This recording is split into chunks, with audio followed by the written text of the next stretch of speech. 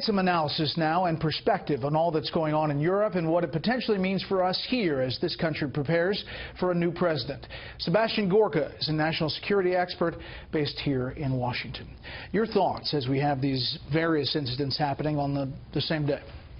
Well, it is yet again verification that in this war there isn't a front line like there was during World War I or World War II.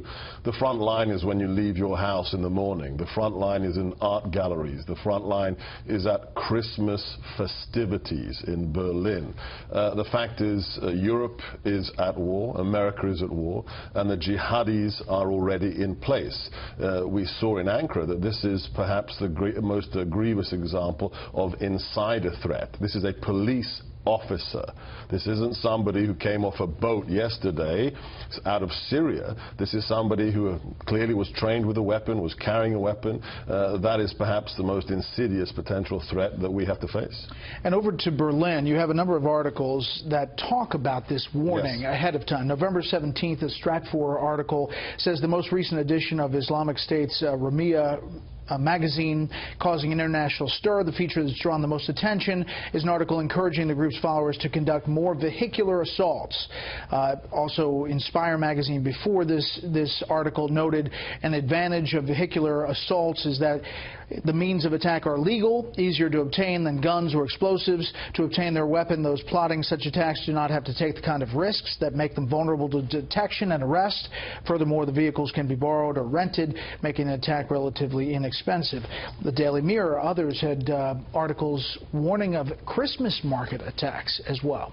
Yes, don't forget that the San Bernardino attack occurred when? It occurred during a Christmas party at the office where the couple, Farouk and Malik, worked. So the symbolism is very important here. This is the infidel holiday that they're attacking. To your previous point, ISIS has learned from al-Qaeda's mistakes. Al-Qaeda was obsessed with spectacle and with killing as many people as possible. Ironically, 9/11 was perhaps too successful. 3,000 people in 102 minutes.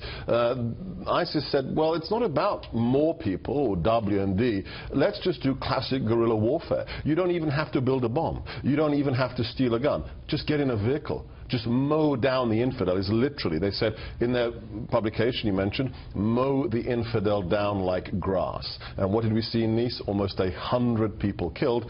Somebody has just taken that to Germany. What about this very cautious from authorities getting to the point that this is terrorism?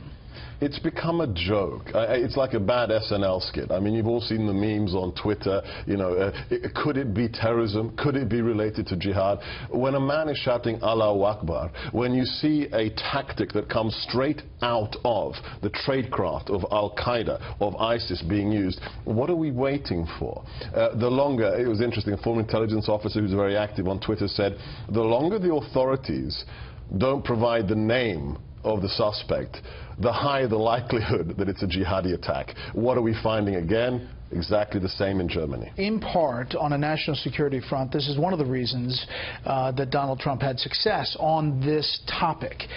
What do you think specifically changes in the early days of a Trump administration dealing with this threat worldwide?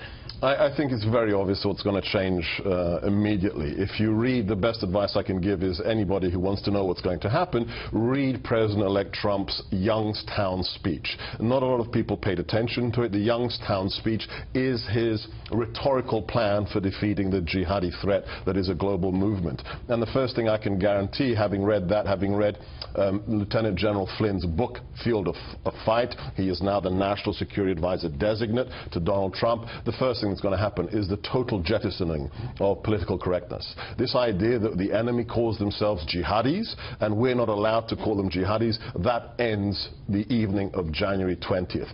The politicization of the intelligence cycle will be finished. Sebastian Gorka, as always, thank you. Thank you, Brett.